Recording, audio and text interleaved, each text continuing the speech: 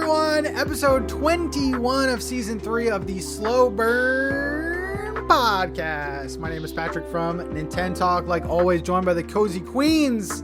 Min, how we doing? I am doing so good. Had a great weekend. I feel like we have some good stuff to share today. I don't know. Things are ramping up. It's a little slow in February, but things are ramping up. Yeah. But I'm Min. My channel is Min's Meadow. I'm on TikTok, YouTube, Twitch, all the places. Peyton, how are you today? Great. I'm good. I'm pumped. Dude, well, it's funny because before the show I was like, February, boring. But I feel like today, not boring at all because there are a lot of fun things that are like about to happen. They're not happening yet, but they're gonna soon, and that's exciting. But hi, my name is Payton of Payton'sCorner. It's Payton with an A, not E-I-O. Well, there is an O in it, but not in the beginning slot. But hi, welcome. Payton. You know. Payton. Or people, I have unironically gotten Payton a couple. Oh. like one crouton. Yeah, like crouton. Yeah, it's not that. Love that for you, but not for me. There you go. But yeah. We have breaking news. Didn't tell you guys about this. Puxatani Phil sees his shadow 6 more weeks of winter. I hate that guy. I have so much beef with him. Shh. What did he say? 6 more weeks of winter. 6 weeks. When is the last time that's not been the result? It's always been winter forever. I think he just wants us to suffer. February He's just reporting the news, doing his job. Okay, well, I don't like the news. There's some conspiracy He's there. just a groundhog with a job one time a year. Okay, but like, can he give us some variety? Like, what? Yeah. What's going? Is anyone excited? Do you think there are people out there, and you could let us know? Are there people out there that want the winter result? Of like, yeah, hell yeah, 6 more weeks of winter. Yeah. No. I think there's some weirdos out there that like the cold weather. Yeah. Bro, I can go snowboarding. I can friggin'... Yeah, there's definitely... Yeah, for sure. I mean, for me, I would like it to not, because when we go to PAX East, I don't want to be cold. That's true. I also would like to not be cold. I mean, I'd rather be cold than very hot. Yeah, I'm also more of a winter person, fall person. Yeah. Yeah. But like, I don't know, it's past its due. I don't know about you guys, but where I live in New York, it's like mounds of piss-soaked, dirt-soaked snow everywhere. It's just like huge mounds of it, and they haven't cleared mounds of piss-soaked. Yeah, and like snow cone. Yeah, like rat poop, squirrel poop, every kind of poop, and they've done it so the sidewalks are clear, but when you cross the street, they haven't made a way for you, so you're like climbing over these giant humps of trash. And I just like don't want to do it anymore. Yeah, it's a weird ice that we've gotten with the snow. It has like this, like Bubbles walks on top of it. Mm-hmm. Yeah. Like it's like so tall. Yeah, none of that. Well, I don't know how to transition to this. We do have a YouTube. Oh my God, we have a YouTube channel. Check it out. Speaking of mounds of content. We have mounds of content. Mounds of trash. Oh, no. Yeah, probably not trash. Over on YouTube at slowburncast, you can check out clips of the podcast. We're also going to start doing like just the audio version as a video over there. So if you want to check it out, if you like watching on YouTube, you can just have it on in the background or whatever. Lots of cool stuff over there. Again, at slowburncast. Go subscribe. We're at like 1,300 subscribers. Wow. Check it out. Also, you can support us over on Patreon. Patreon.com/slowburncast for as little as $5 a month. You can help support the channel. There are higher tiers too, where you can get even more things. Go check it out. You can also join for free. Vote on the weekly polls, weekly discussions. Go check that out. And also, drum roll, please. The side quest is back. The side quest has returned. You've been asking for it. They bullied us into it. Yeah, and if you don't know what it is, each month, usually, we choose a side quest game, and we all three of us play it. It's a game that we've never played before. And at the end of the month, we give our review. It's really fun, too, because you guys can play it, give us your opinions throughout the month. It's a good time. This month's side quest is a game that I've been wanting to play. Very interesting story. The game is Linked Banner of the Spark. It is available pretty much on all platforms. There's a Switch 2 version. There's a Switch 1 version. It's $14.99. I want to say when it first released, it was like $24.99 or $30. So I think they permanently lowered the price. I don't know what that's about. Do one of you guys want to read the description? Sure. Build a bright new world alongside a band of rescued robot buddies in this colorful action RPG. Battle waves of enemies in solo or co-op. Are we going to play co-op? We should. We could. Yeah. Then return home and use their parts to craft a thriving town. Assemble your crew and grow stronger with each new adventure. So it has building elements, roguelike elements, RPG elements, action adventure, co-op or solo mode. It looks really interesting. Like it has so many elements of games we like, but it seems so different. Mm-hmm. Yeah, it does have some cozy elements too. So like you do like the roguelike part, and then you come back and I think it's like a town builder, and like there might even be farming and stuff. So it's a game that I've been wanting to try. And again, I'm pretty sure, I could be wrong, but I'm pretty sure they lowered the base game price. So I want to... Well, the reviews on Steam are mixed, so... Mixed recently. Maybe that's why. Yeah, I don't know. Recently mixed. 11 mixed. Yeah. Maybe on the after show, we can look up some of those reviews and see what people are talking about. But it's a game that I've personally been wanting to play. So yeah, go check that out. It's $14.99. I will be personally picking up the Switch 2 version. Nice. Yeah. I'm interested in this one because we've had this fun inside thing with the side quest. Every single month that we've done it, this is how it goes. Min plays the game early in the month like a good, responsible person. And Patrick and I play it the night before we record the show. And I was told the last side quest that we did, I had to play it earlier in the month because there was no way I could play it the night before, but then I still played it the night before. But this month, for real, we can't just play it the night before. That'll be easy to do, though, because February, besides a game we'll talk about later, there's really not a ton. So I'm excited to play this one. I already bought it. All got right. it. Wow. Overachieving. You're prepped and ready to go. Damn. I am ready. Watch, it'll go on sale in like a week. That always happens. Yeah. I always feel bad because you guys will buy the game to the listeners, and then you're like, oh, by the way, now it's $4. I'm like, oh, sorry, we didn't know.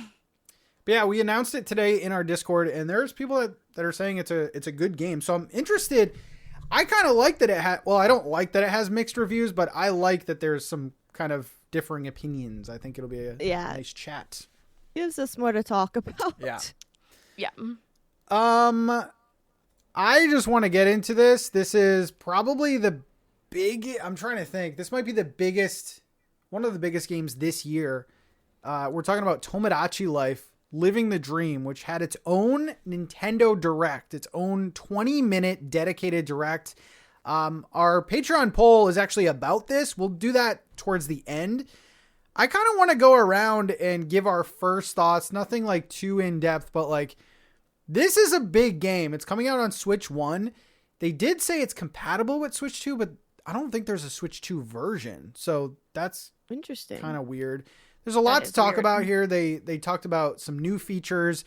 They showed gameplay. It was ridiculous. There was some controversy with it towards the end, which we'll get into. Peyton, for you like games that have a little messiness in them, little social elements. Is this one? What were your first thoughts about this? Yeah, this was so interesting, and I know you said not to give it in depth, so I'm going to try my best to keep it short and sweet. But my thought was, oh, interesting that they're doing a separate Direct for this. I was going to wake up to stream my reaction to it, but then I was like, it's probably not going to be anything too crazy. And I fumbled the bag because I should have reacted to it live, because my reactions that I had watching it after the fact, I was like jaw open the whole time. I have been told about Tomodachi Life ever since I started my channel that I would have loved the original game. I never played it. Always people have been like, Peyton, this is a very you experience. So I was excited for this one to be announced, but I don't know. I just didn't think too deeply about it until the trailer just like totally blew my expectations away. And I don't know that maybe I just didn't know fully what the game entailed, or if this one just expands a lot from what the first one did. But I was very surprised at seeing all of the things that I did.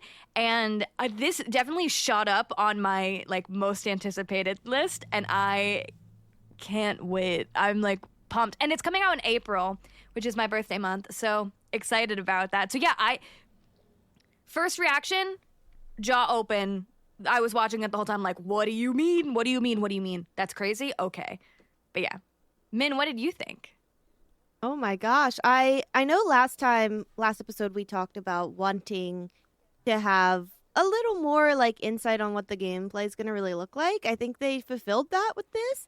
It gives me like The Sims, but more chaotic and more interesting with the stories that are coming out, like more engaging, silly. It just seems so interesting, like how much you can do and how many little things are going to come out of this game. So I'm really glad. I think they are like so brilliant for doing a trailer like this, because I think before like the hype kind of maybe died down a little with this game. For those who haven't ever played one of these games in the series before, I haven't. I only had heard a lot about it. So I think that, you know, the hype kind of died down a little. Then they give out this trailer and it is so weird and chaotic and tells a story within its own like Nintendo Direct here. So I think that they are so smart, because I'm going on socials and I just see people like drawing the characters from these from this Direct, and they're like, oh my gosh, like they like fell in love with the story, the characters that Nintendo put into their Tomodachi Life gameplay trailer. But like in our own game, people are going to probably now be making the characters that they had in their trailer. You know what I mean? Mm-hmm. So it's just so cool. I can't wait to see the chaos that ensues with this. But I'm really, really excited now. Yeah. I feel like it's more of like, I think this would be really fun to play on your own. But for us who are content creators and streamers, this seems like the most fun, entertaining thing you could ever play on your stream. Mm-hmm. Yeah. Yeah. I was a little worried about this Direct because this game is just so out there and it's very hard to explain. Literally every time I've had this game in one of my like games I'm excited for, I never know like how to describe it. This Direct was perfect. This was one of the best like game Directs. Like if you're new to this series and this is what the game is. You make characters, you put them into this world, and just weird stuff happens, you know, like they have their own like relationships within your world, probably directions that you didn't even want them to go, but they did. So yeah, I guess we can go into this. I mean, I'm very impressed. It's one of my most anticipated of the year. April 16th, right? Oh my gosh. Yeah, that's so close to my birthday. Happy birthday to me. April 16th. It is going to be $59.99. It is coming out on Switch 1. That's the only place you can play it. So, I don't know. There might be some things people have to say about that. But, yeah, going into the main things, kind of crazy how much you can customize in this game. The similarities between this and Animal Crossing is, like, kind of crazy. There's pattern making. There's town decorating. So what did you think about the similarities to Animal Crossing, Peyton, being a Animal Crossing player? Did this have you excited?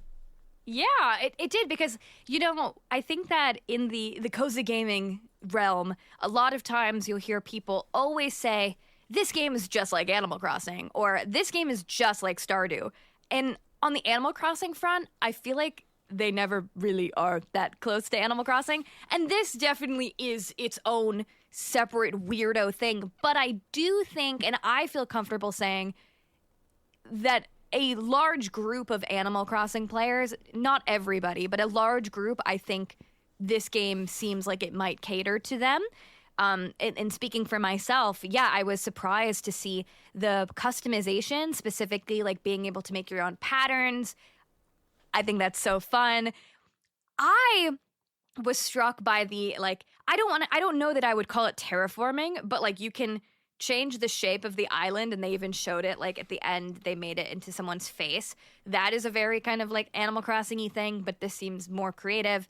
The thing that caught my eye the most that you can't do in Animal Crossing is put patterns on the buildings, like the exterior. They did a whole, in the US trailer at least, I know there are different trailers and I didn't watch the other ones. I know they were different content in each, but they had like an ice cream theme for the buildings.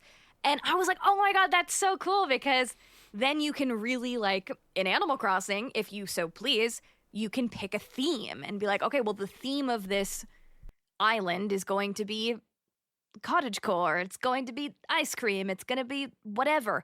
And I love that very intense level of customization. So I think in a way, there are similarities to Animal Crossing, but I think what this one is going to do different that a lot of people are missing, specifically in New Horizons, is there's going to be so much interaction with the characters.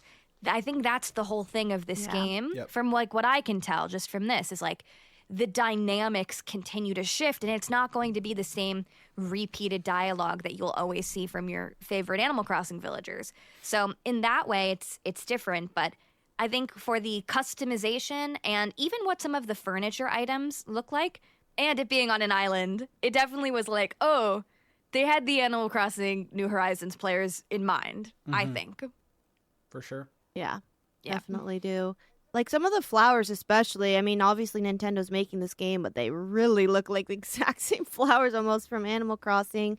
But obviously this is a very different like art style with the Miis and like creating your character, and everything comes down to like the customization, not just the characters, but then also the story and like how you drive it, and like your island can be different. And so it has so many things to it. That's why it reminds me more of like The Sims, because you can go into like shell building mode and create your little house. But like in this one, you could do like you're creating your island for a whole 20, 40 minutes, whatever. And then you get into the story and you're like seeing what kind of happens. So I think it's going to have a different type of play style than Animal Crossing, in a way where it's like, oh, I really just play to decorate, or I really play for the story, or I do both. And I love that. I think this is going to be great. I'm really excited about it. I was excited, but I wasn't feeling this excited.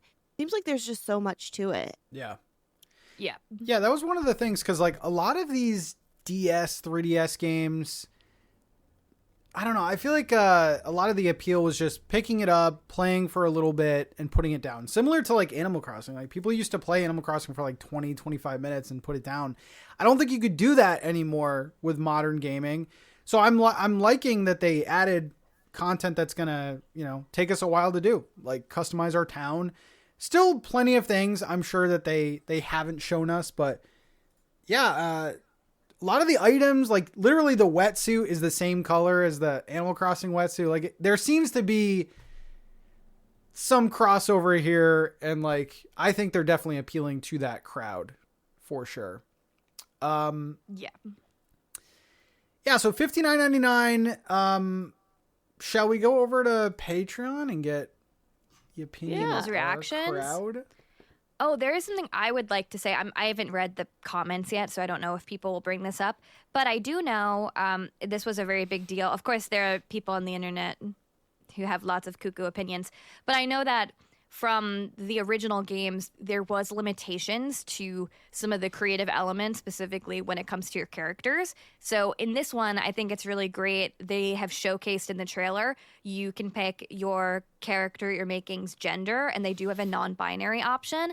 And you can also choose like romantically, like what kind of, like who they're interested in, like their preferences.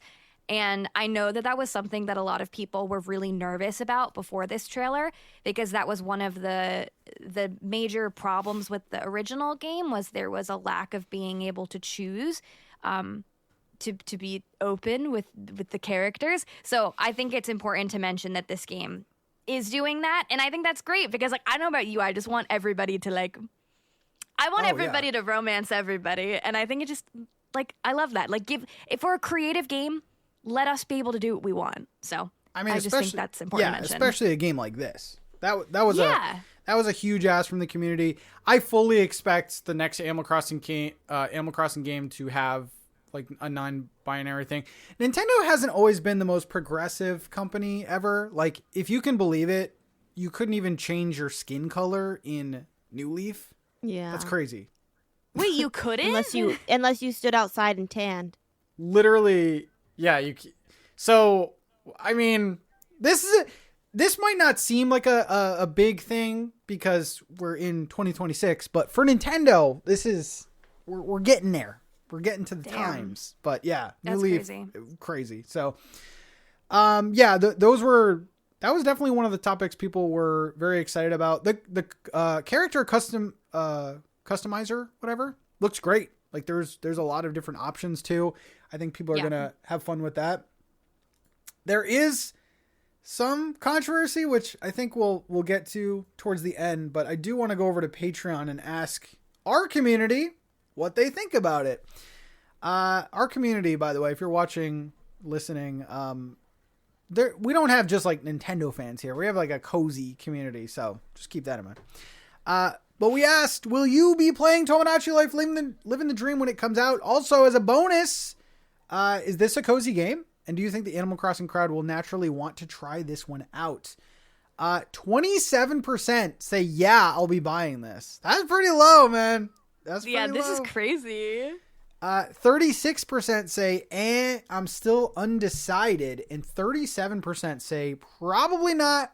Too weird for me. So no, you guys are too weird. What? That's crazy. I didn't look at the poll I forgot to vote too. I would have swayed the votes. Too weird. Absolutely correct. No, that's absolutely right. But I love the weirdness. Yeah. I will say this is a game that I could see people not buying, but watching Min or Peyton play and having just as much fun or even more fun because like that's what I'm saying. Yeah. It's a very like stream worthy game. Like there's just tons of weirdness that goes on. So I can kind of see that. I mean, it is a full price game also, but it is available on the Switch 1. So it's like everyone that has a Switch should be able to get it. But yeah, it might be the price. This seems like a game you want to share with someone. You want to tell them Hugh Morris just chose this girl over that. You know what I mean? You want to tell someone about it, and like your non-gamer partner might be like, what the heck are you talking about? So I think for streamers or, for people who don't have that many people to share it with, they might not be as interested to play this. Mm-hmm. I don't know. That's kind of what I was thinking. I mean, I think it's going to be so fun regardless, but I think for like content creators, it's going to be really fun and entertaining because of the story and the drama. Yeah. Yeah. I'm just bummed it's a real world clock. Some people like that better. I don't. I like. Is it I'm really? Like, let's do 100. Yeah. Oh, They said in the trailer, and they said like when you're not playing, things will still progress. Yeah. I wonder if like in Animal Crossing, there is like a time traveling thing that can occur. But for me, I like when there are days that are set. So it'll be interesting. The only thing, and some people brought this up to me, I am worried about it potentially moving too slow because someone was like, well, if you're streaming it in real time and the game is in real time, will there not be a significant amount of time of the characters just like doing nothing? And I was like, like what if it's a week until they want to date? Like, yeah, I will say like when I played it on the 3DS, I think one of the keys is to add in a bunch of characters because they'll all have their little things and then that leads into more stuff. So like me personally, I would say get as many characters as you can on your island. I don't know if there's going to be a limit to start off with, but yeah, I do have that. I have that same kind of fear. And over on Patreon, Nick says, I don't know. I never played the original, but this just doesn't look like it has much content. Looks fun for about an hour, but would not touch it again. I don't know. Yeah. But then we have the opposite. Janine said, as someone with over 1,000 plus hours in the original, It's an absolute yes. See, the trailer really sold it for me. And I don't know if we're going to talk about this, but we have to talk about the humorous of it all. Smash or pass? Smash, dude. I want to know your opinion as... Well, you were featured in the trailer. There was a character called Patrick who was... He was aloof, apparently. Yeah. He was supposed to be set up as, like, the leading man. But then he got out-rizzed by a clown. He's on the cover of the game, though, so we won that. Oh, okay. Yeah. But yeah, they showed this character, Hugh Morris, who is like a jester, a clown, and he was in like a love square with like all these different people in the trailer, and they had this one scene on a Ferris wheel, and like one person like crawled out from under the seat and was like, "I'm in love with you too," and like everyone was like, "I'm in love with you." I was like, I'm sold right here. Mm-hmm. Right here, I'm sold. So like, I wonder. You know what?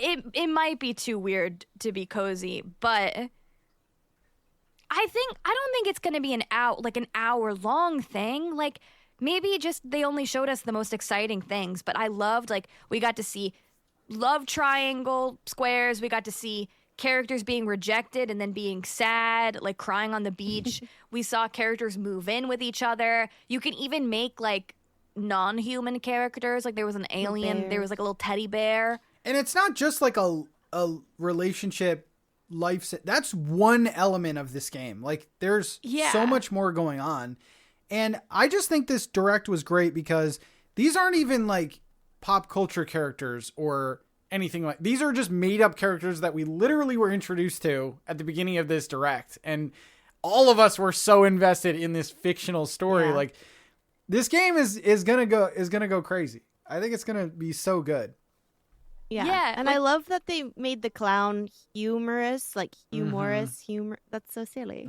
Yeah, and like Min said before, there's like fan art people are making already of the characters that were shown in the direct, and there's no reason why you couldn't make those characters, put them in your story too. You could make them like celebrities. You could make them your friends. You can invent characters. I think it's going to be like effort. This is maybe what's not cozy is like you have to invent things, like you have to be a creative mind behind it. But I think I never really got super far into The Sims because sometimes I'm like, oh, I don't want to like do the work. But I feel like this one, it seems like from what I can tell, after you make the character, things just are happening. And I guess that happens in The Sims too, but I just liked the cut scenes and everything that was occurring in this one. So I'm really curious about it. But I did find a comment from Ryan said, TBH, I didn't even finish the direct. I can see the appeal and charm, but it just isn't how I'd prioritize my budget or gaming time. I could see myself taking this out of the library and playing around with it for a week, but that's about it. To quote Pay, I love this for you though, and I'm happy it exists. Thank you. Yeah, I could see that side of it. By the way, if you are thinking of getting this game, you can start making Miis on your Switch right now. Because you can import them from the Miis on your system. So go crazy, man. Literally go crazy. Right now, you can start making Miis. Wait, I might do that. And honestly, you're going to want to do that now rather than you're going to get the game on launch and then have to spend friggin' 10 hours making Miis. Make them now. Yeah, but I feel like the people want to contribute.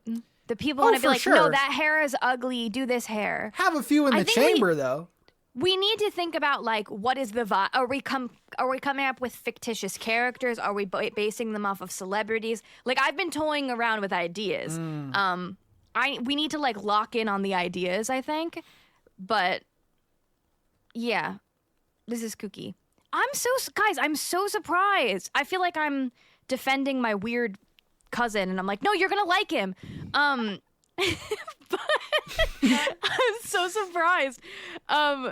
Courtney said, I'm a person who is awful at decorating, and it sometimes tires me out. So seeing how it can be so decoration heavy has me turned off of it because I've been decorating so much in Animal Crossing New Horizons. But I love the drama it'll have. Yeah, I think this would definitely draw in the Animal Crossing crowd for sure. It has so much decoration and the lifesome element that I think people, including me, miss from the Animal Crossing franchise. Mm-hmm. Yeah. Very I that. think also like being able to curate your own story, characters, world, I think that is usually what gives longevity to a lot of games. Like even though some people don't want to put the effort into that, I'm wondering what you guys think about the lasting impact of this game. Will it stick around in like the streaming space, the creator space, being a game people cover like they cover Animal Crossing, or is this a couple weeks, a month, is this one day? We never know, but I like to guess. I think it'll have its moment. I think there's going to be viral things that come out of it. I don't really know. Like Tomodachi Life is like very timeless for me, at least. Like there's still memes from the 3DS game out there, but like longevity, I just don't know, because I do think eventually all these like wacky events and things you'll start seeing, and then when they happen in your game, it just doesn't have as big of an impact. So Yeah. I could see it kind of fizzling out. This kind of goes into the next thing from Nintendo, which I get why they're doing it. I just don't get it at the same time. So yeah, let's go over this because this kind of goes into that. Nintendo says Tomodachi Life Living the Dream will have image sharing restrictions. And here's what they have to say. Nintendo aims to create experiences where players have the freedom to enjoy their Mii characters in their own way. In Tomodachi Life Living the Dream, this freedom can sometimes lead to humorous, surprising, or unpredictable moments during gameplay. While these moments are often fun for players, we recognize that out-of-context scenes may be misunderstood or may not reflect the spirit of which the game is intended to be enjoyed. Nintendo is committed to creating experiences that are welcoming and enjoyable for everyone. To support this commitment, and in consideration of the unique gameplay in Tomodachi Life Living the Dream, we have decided to place restrictions on certain image sharing features. These limits help to make the worlds players create in Tomodachi Life Living the Dream remain fun and safe, and that the game can be enjoyed comfortably by all players. We understand that some players might find these restrictions limiting. However, they reflect Nintendo's ongoing philosophy of creating experiences that bring smiles to everyone who plays. Basically, this game is going to be offline. And I think in one regard, yeah, you need to do something to like, people are going to make freaking like Hitler and like crazy characters in this game. And you're going to see them making out with Sabrina Carpenter. Like there's going to be weird like things, but None also of that. but also the ability to not download Mii's from like I don't know, a list of Mii's that people created, I think limits the game in ways that, I mean, this could affect millions of sales. I mean, people find out games through sharing. So I'll go to Payton. Yeah. Yeah. I'm stupid. I don't really know what this means. Like, yeah, I was just about to ask. Like, So what does this mean? I personally think that you are not going to be able to like hit the capture button on your Switch. Like for a funny moment that happens in your game. Yeah, they might restrict it. Okay, but like Min is streaming and she has two characters that are a cute little strawberry cow and a cute little blueberry cow, and they start getting into a fight, and it's funny and it's a funny clip. Can Min post that clip to Twitter or no? Yeah. 1000%. Yeah. And Okay. that's the thing I don't get, because it's gonna happen no matter what. Like, Nintendo, thank you, but I have parents to block me from the world. You know what I'm saying? So it's very weird. But it's like a thing of like, there's not going to be like an online portal of, I've made this celebrity as a me, and if you have this code, you can also have this pre-made one. Yeah, I don't think there's going to be any of that. I wonder if that'll be the same thing for custom designs, because here's the thing. Immediately before this trailer came out, I saw people on Twitter, the Hellscape, say, oh, I'm going to make XYZ terrible human being as a me. I'm going to have them in Tomodachi with like, and it's like, oh my God, okay, great. And that's not great, sarcasm. But like people are already taking it to like a cuckoo crazy place. Oh my gosh. Yeah, I saw like so many different suggestions and I was like, oh my, we're going to play this game different. I'm thinking about, I'm going to make all the hot boys of Bridgerton in my Tomodachi life. And people took it in different places. But I wonder for the custom designs if that will be the same, because I do think that it will be very limiting. Because I think if we think about it again, comparing it to like the Animal Crossing audience, I would argue most people don't make their own custom codes. They use ones they find online that someone perhaps more amazing and talented with digital art has made. Myself included, I do that. So I think that will be interesting to see how that is. I think it's good of Nintendo to try to,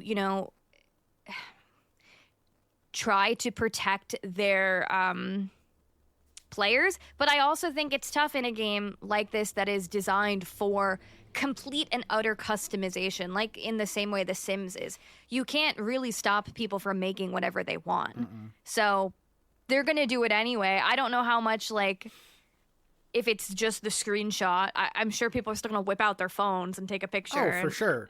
Yeah. So I don't really know what the purpose is fully. I think it's more of a, like, them covering themselves and saying, we're doing what we can, but we know that could happen.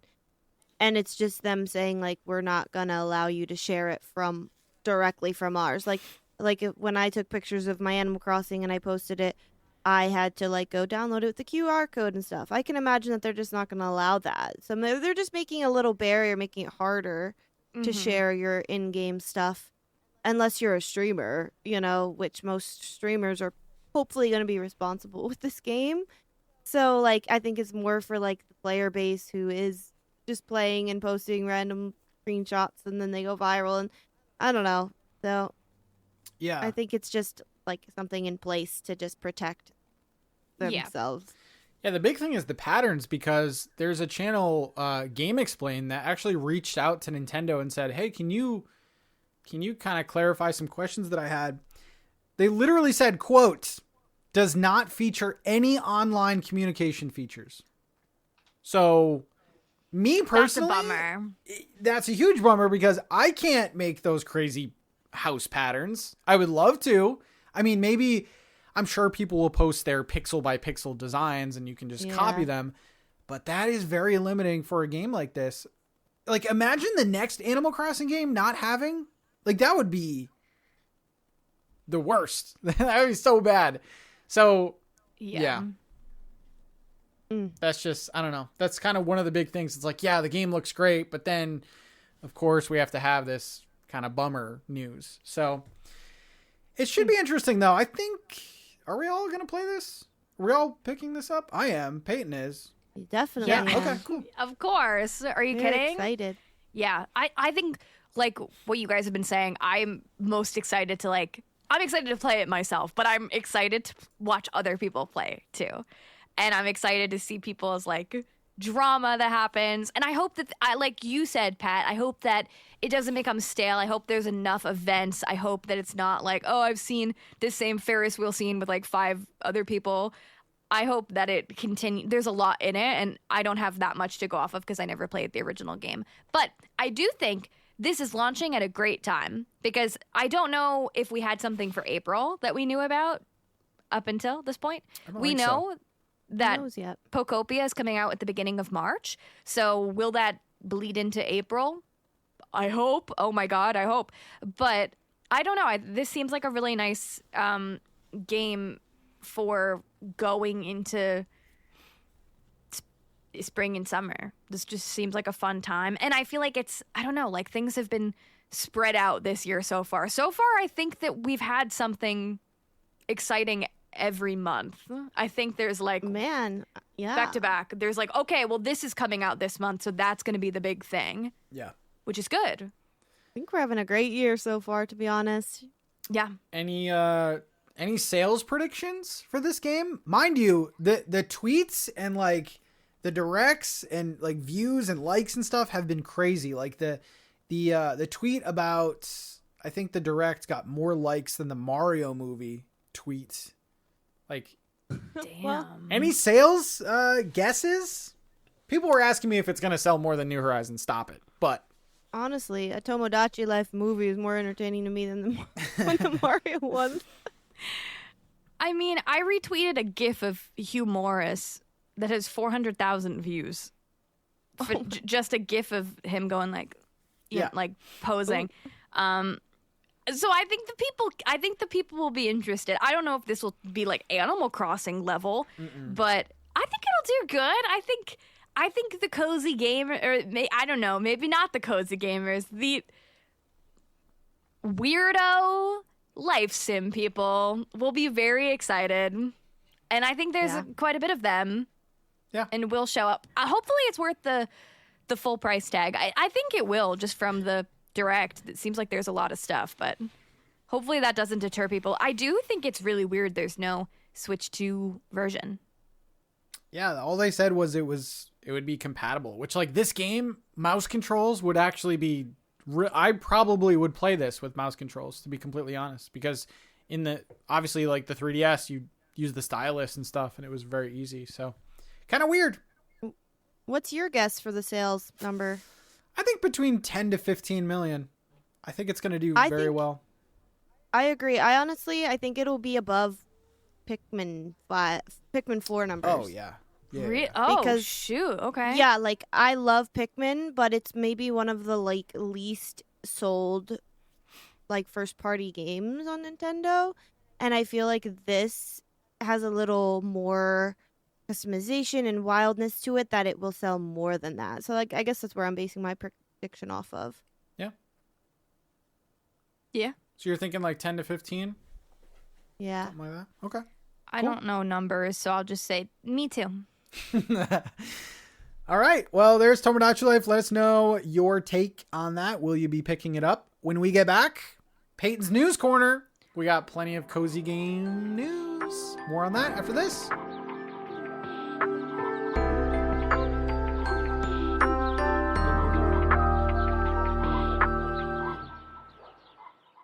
Connect with the Slow Burn community in our official Discord, which is linked in the show notes below. This is where our community lives. We chat all things cozy games. We also go through our side quest each month, and you get notified when each podcast episode goes live. So be sure to check out the Discord listed in the show notes below. Reporting live. Welcome back, everyone, to Peyton's News Corner. Except I feel like we should stop calling it that. I'm petitioning. I like all the pressure on you. Just I kidding. was gonna say we should call it the Slow Burn News Station. Wow. Do-do-do-do, boop, and like there's a jingle and blah blah blah. Anyway, but Promoted to reporter, Pat. Yes, everybody, we're all reporters here, but for now, I'll report live on the scene. So we have some cozy news. There's a lot this time. I was like, wait, guys, we could do the news this week because there's stuff to talk about. So we have some good and some bad, some speculation, some controversy, and some cozy things. So let's get into it. Starting out with a piece of news that poorly ages our last episode of the Slow Burn podcast. We were so excited in our February Cozy Game Smasher Pass, which if you've missed that, we have posted it as a separate video on our Slow Burn YouTube channel, or listen to the full podcast because it's great. You should listen to it. It's good. Anyways, one of the games we all agreed we were most excited about for February is a game called Lost and Found. It is a cute hidden object game that we all deemed as one of the biggest cozy games coming out in February because February is a little light otherwise.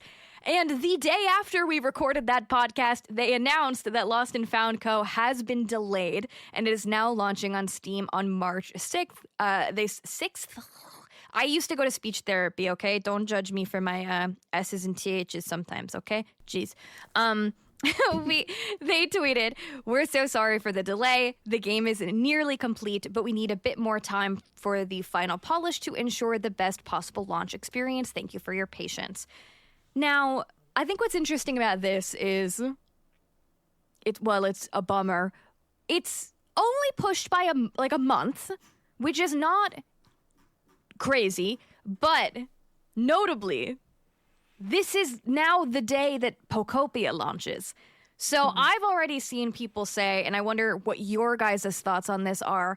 I've already seen people say, oh no, Lost and Found Co. is going to get lost because Pokopia is coming, because it's coming out the same day. Some other people saying, well, it's a different audience. This is a lost and found object game where Pokopia is a farming Pokemon sim. What are your guys' reactions to this being delayed? I know we all agreed we were excited to play it. And how do you feel about their decision to push the game to launch on March 6th? Yeah, I don't know if there is a good month this year for like to have a good delay, because I feel like this year is packed. Because you delay it another month and then you have to compete with Tomodachi Life. So yeah, my only thing is like it's bold releasing it on launch day with Pokopia, because, and it's not even like the audiences are necessarily the same. It's just who controls the timeline that day. Like you're just going to see a ton of Pokopia stuff and it's going to overshadow the game. Unfortunately, I will still be picking it up, but even me, someone who was going to get it on launch day, I'll probably just end up waiting because I'm just going to be busy with Pokopia. Like that's my game. So like, I'm wondering if they should have released it earlier, like early March. I mean, that's pretty early March, but like maybe earlier or even later in the month, I think would have been better. But yeah, there is some crossover, but I do think that it's still going to sell well. I think it's going to sell well. I'm going to say I don't know that this matters as much as we think it does. I think that like they are very different games. This is an indie game that was probably going to be, it sounds horrible, but like somewhat overlooked a little more than like obviously Pokopia, which is a totally big, huge game. It was already, no matter if they're launching the same day or not, it was already going to be kind of something if you don't know anything about it, you kind of have to dig for it and just kind of find it. And so like, yeah, it's probably more likely that people are going to play it because like if it wasn't launching on the same day as Pokopia, it would be more likely that more people would play it and find out about it because they're just searching on the eShop or in whatever on Steam to play it.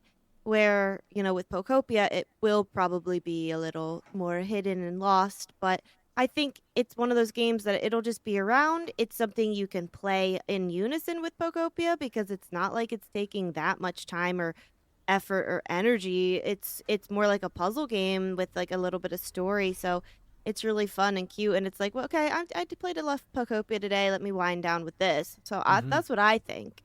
I think you could play it together. And I think...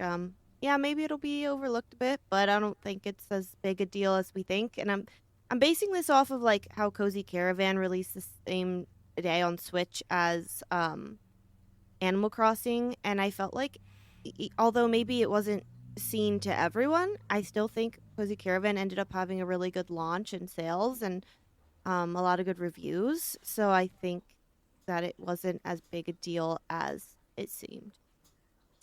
It's worth noting, too, this is coming out on Steam, and Pokopia is not. So that's true, yeah. There's also that. It's not going to ruin, like, the Steam charts, like, the new and popular or any of that. It's just a matter of, like, this genre of gaming that we focus on, cozy gaming. Will the cozy game... Well, and also, it's worth noting, too, Pokopia is Switch 2 exclusive. Mm-hmm. And we have heard a lot of our listeners and viewers say that they still haven't had a reason to buy the Switch 2 yet. So we'll have to kind of see. But yeah, I kind of agree with you, Min. I feel like it's a bummer, but I don't think it's going to like wreck the launch. I saw people immediately be like, oh my God, now the game is going to flop. And I'm like, I don't think so. I think they're different things. They are cute games. And I don't think that this one is going to be like I don't think we feel like we have to rush to play this game, you know, where I feel like with a game like Pokopia, I feel like people might like want to play that like day one just because there's so many things we don't know about it yet and like things you may unlock where I don't know what it's going to be like in Lost and Found Co. But good on them for delaying to make the game as good as they can. I'm just glad it wasn't like the game's about to release, now we're going to delay it 5 months. Yeah. It's like, all right, it's a month later. Like, Bring in a Switch, please. Is it coming to Switch? Like, I feel like I don't know. Be good for that, but it should. feel like it is, but that could be something I completely just like made up because I want it to happen. Okay, no, they haven't said that it's coming to Switch, so we'll have to see, but I'm sure maybe someday it will. So yeah, that is the news about Lost and Found Co. Let's talk about Star Sand Island. Star Sand Island is the game on everybody's lips for the month of February. We have talked about it a lot here on the Slow Burn podcast, and we will be talking about it today and talking about it, I'm sure, more. But we finally have some news about what's going on with Star Sand Island.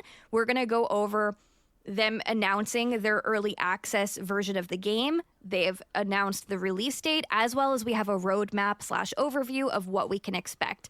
Now, previously on the Slow Burn podcast, we knew this game was coming out in February, but we didn't know when, because originally it was meant to come out on February 1st, right? Not the second.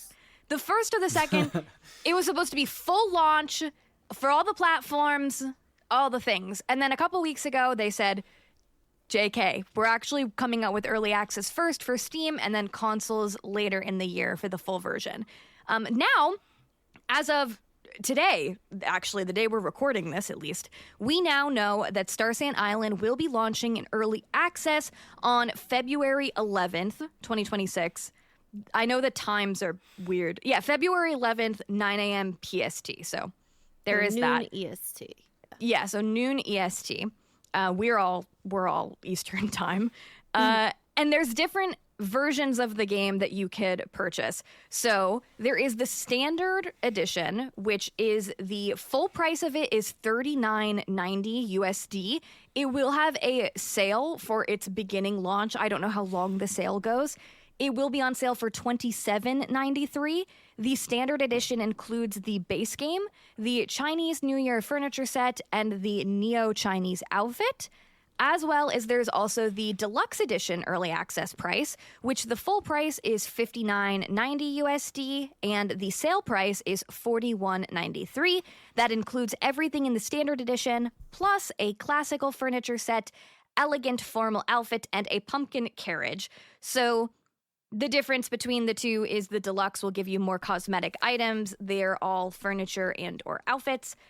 So now that we have that on the way, let me tell you a little bit about the game and also what we can expect from early access, and we'll talk about it. I just gotta pull that up. Hold on one second. Okay. So in case you haven't heard us talk about Star Sand Island or you need a refresher because there's so many farming sims, this one, I don't know how to explain like what the difference between this one and all the other farming sims ever are, other than it just looks like it's doing everything good. But they say, tired of the city grind, escape to Star Sand Island and embrace the simple joys of country life. Live alongside capybaras, cats, dogs, reel in big catch, and explore the enchanting moonlit forest. Leave the hustle behind and experience the charm of this seaside paradise. So it's a quintessential farming sim game, but there's also other like hobbies you can do in it. There's skateboarding that exists. There are dateable characters and lots of things. There's combat, there's mystic ruins, there's a million things. Cool. Romance, 3D art style, I think, is one of the things that stands out because a lot of people want that like modern farming sim that feels like Stardew Valley, but we have like Story of Seasons, and Story of Seasons doesn't quite do things the same way, which is absolutely fine. So to get like another 3D game like this that is coming to Switch on like Coral Island. This game's freaking gorgeous. Yes. It's stunning, yeah. It's amazing. Yes. Yeah. So yeah, I mean it's not like it has a crazy this isn't like a farming sim in space or anything like that. It is a countryside farming sim, but it seems like the draw is everything that exists is very well done so far from like the demos. And yeah, lots of different characters, romanceable, cool hobbies and stuff. So if you guys go, now we have to scroll down one, but they did post on Steam their Star Sand Island early access content overview. So some of the things that you can expect in the early access are world and seasonal system enhancements. The image that I'm looking at looks absolutely stunning. You can see spring, summer, autumn, and winter. Each season now brings its own distinct scenery, atmosphere, and seasonal activities, making the world feel even more alive and immersive. And I mean, it looks stunning. Like, the fall one is calling to me because I just love the fall, but all 4 of them look, I mean, what do you guys think? Yeah, they got me with the pumpkin carriage. Yeah. You know? Yeah, I was thinking about you with that one. Yeah, I'm so excited for these romanceables. Like, that's what I'm seeing the most. Mhm. But also, Star Sand Island has this huge building element of building your house, building your... I don't know how in-depth you can go with the town and stuff, or if it's just on your plot, but that's one of the things we'll talk about, too, is it looks really, really cool. Yeah. Yeah, there's a lot of building. Yeah, and the Yeah. demo. I definitely recommend if you're on the fence, because I think people are going to look at this and be like, man, $60? But like we have been talking about, you know, a lot of people not wanting a free-to-play game with microtransactions. This game, quality-wise, we don't know the full scope of it, but play the demo. Yeah. I mean, the next part of the early access bullet point that they show is deepened core gameplay systems. And you can see a little bit of the building, like in the farming little picture or video they're showing is like a greenhouse and then building it on a grid diagonally, notably. And as well as the farming, it just looks really, really nice. As well as they're highlighting that there is crafting that you can do. There's advanced tools. The ranching, there are 10 new species that weren't in the demo before. There's over 40 in total with different color variants, plus more tools to help you focus on the ranching. There's unique animals you might not always see in a farming sim, like a capybara, and everything there looks good. I know, they look so cute. I'm excited for the color variants, because that's something I really like the Fields of Mystria does. So I'm interested to see, like, are there going to be blue cows? You mean strawberry cows? Yeah, I hope Yeah, so. of course. Of course. And then fishing, there's now 100 plus aquatic creatures that you can fish, including the rare fish that I don't know how to say the names of some of them, but they're fish and they're rare. There's also new exploration, and there's new types of bows and combat things. The biggest thing seems to be, though, there are deeper bonds with characters. The roster of NPCs has now grown to 15, with 4 new companions you can forge close relationships with. Each NPC has unique personality traits and a profession that reflects their character. And notably, this is new, there is voice acting now. We've brought in top-tier voice talent from around the world. So, yeah, you will get a full voiceover storyline when you hit certain affection, which is, like, I guess their heart events in this game. So, that, I mean, how do you guys think about that? I love that, personally. I love that, too. Yeah. I literally, like, every little thing I want in a cozy game, this game has it checked off, which is scary to me because I've seen games try to go above and beyond.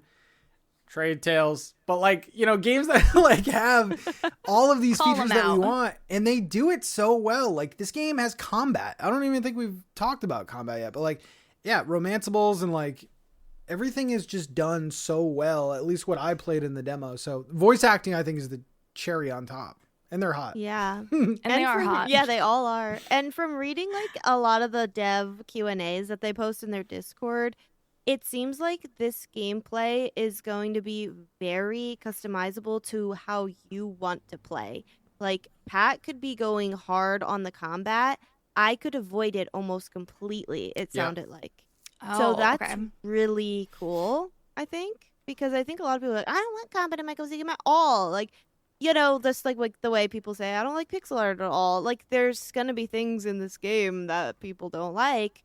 Or maybe the building, or maybe, like, I think that you can really customize it to how you want to play. Yep. Yeah, for sure. There's also over 40 rideable items now, including Items. Yeah, there's. Well, it could be a car. It could be a jet, apparently. We have a nice glider that we're seeing in the little image as well. So, yeah, various water and air mounts and 20 plus rideable animal companions. So, whether you want to ride around on a skateboard, a mount, or maybe, I don't know if you could ride the capybara, but presumably maybe. So, there is that. As well as customization. Now the customization has mix and match hats, hairstyles, accessories. There's an infinite color wheel, which lets you personalize hair, eyes, and skin tones. So you can fully make the character look as much like yourself as you want, or you could make them like a hot green alien if you'd like as well, which is great. There's also lots of cooking recipes have been expanded to 50 plus dishes that adds specific buffs to spice up your meals and your gameplay. The world has expanded from the demos as well. New zones, new rhythm, and new celebrations. The map expansion, the Moonlit Forest, now opens up with 12 new camps and 3 epic bosses, each brimming with unique style and challenge. There's also music performance in the game now, where you can pick up instruments and follow in-game sheet music to play beautiful tunes. So that's one of the things in this game is like, there's different hobbies you could focus on. You could focus on the farming. You could focus on the ranching, the fishing. There's also music, too. And they've also added in festivals, celebrate together in 2 new seasonal events, the Joyful Chinese New Year and the Lively Summer Beach Festival. Presumably, they will be adding more to the other seasons, but for now, those are the 2 that we have. And yeah, they said the full release is in summer 2026. It will bring multiplayer, dating, and even more to enjoy the island life. So maybe you can't fully date everybody in the early access version. I'm not sure. Do they have that little thing on Steam? I didn't see it. They don't. The early access banner. No. Yeah, I was looking for that. I would love to get some more clarity on. They've done a great job of showing us a bunch of stuff that is in early access. I'm interested to know what isn't. But what are your guys' thoughts on this overall? It's not really a roadmap. This is sort of just like, this is what's in it. And does this bring up your hype level for Star Sand Island? I know we talked before about being mixed about it going from just launching fully to now doing this early access. Have your opinions changed now knowing all that we know? Pat, what do you think? You hate early access. I know I do. I hate it so much, but like I'm so excited for this game. I want to ask the listeners, viewers, whatever, ask you too. Would you have wanted this game to just get delayed till summer and just release fully? That's literally what I'm sitting here thinking. Like, I don't know. I'm honestly okay with. I would be okay with it. I would be okay with waiting. I really would be, but I think it's more of, would I be okay with waiting and just getting the full version, or how much are they going to take into consideration people's feedback? This must be what it's for, because you do get that nice intro price, which you do save quite a bit, but I'm just wondering, like, in that time, what is that, like 4 months? Well, we don't know when in summer. That summer could be June, summer could be August. Yeah, it could be like 4 to 6 months. Like, are you really going to change the game dramatically in that time with player feedback? Because I just don't know. Yeah, it seems like it could be more of a, let's get our game out there, get some funding, put the rest of the things we need in because people bought it in early access, get everything patched up, then put it on the Switch where we won't have these bugs and we won't have to like delay an update because it's not matched with the release date of Steam. That's the only thing I could think of like this really being beneficial. Otherwise, I think it's going to be overwhelming. They're going to get so much feedback and I don't want them to keep delaying the full release. I also think this game like over communicates to like their destruction almost. It's like some games are so quiet and they don't talk at all and you don't know what's going on, like Witchbrook. And then this game is like, we're announcing something February 2nd. Okay, it's February 2nd. We're releasing on February 11th. Oh, we're releasing in the summer of 2020. They're setting so many expectations and then being like, never mind. Oh, we're doing early access. Never mind. So it's like too much. It's like, I feel like with that, makes me concerned that the early access won't be in. I mean, the full release won't be in summer. Yeah. I don't know. Like, all three of us are definitely going to play it. Yeah. But it's also, like, how much are we going to play it? Are we going to get our, like, 2 to 3 week fix and then wait for the full version? Are we just going to, like, play it up until the full version? I don't know. I wonder if we're going to have to restart. That's what I'm also thinking. Because I hope not, because that's one of the things that's sticking out to me is, like, I'm happy to get all in on early access and, you know, like, do a lot in the first maybe year of the game, or I don't know how long the days are. But if I have to start over, I'm gonna play it anyway because I want to show it on my channel. I want to, like, tell people about it. But if I was a consumer who wasn't, like, making content about this game, if you have to start over, which is not, we don't know that for sure, I think I would just wait. I never know what the benefit of early access is as a consumer of video games that is not streaming and, like, trying to get people to, like, learn about these games for the first time, other than the community of it, but multiplayer is not in the early access. Mm-hmm. So there's not that. Unless you're just someone who's very passionate about, like, giving your feedback for, like, developing games. I wonder what people are going to do. Like, if they're going to jump in for this early access or they're going to wait. I think because there's nothing else really coming out this month that's as big as this, I think people will jump in. But oh, yeah. I'm not sure.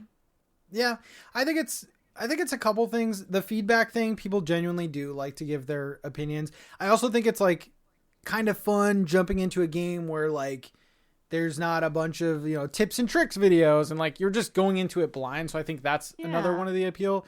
But yeah, we definitely got to look into the whole, will you have to restart? I'm sure people have asked that somewhere. And if you know, let us know. But I think if that's the case, I'm going to say no, because then I think they would have said it then. I think they would be like, just know when it comes, because Coral Island did that. Coral Island was like, just so you know, when 1.0 comes out, you're going to have to start over. You can keep your earnings that you've ever had in the game, but you will have to start.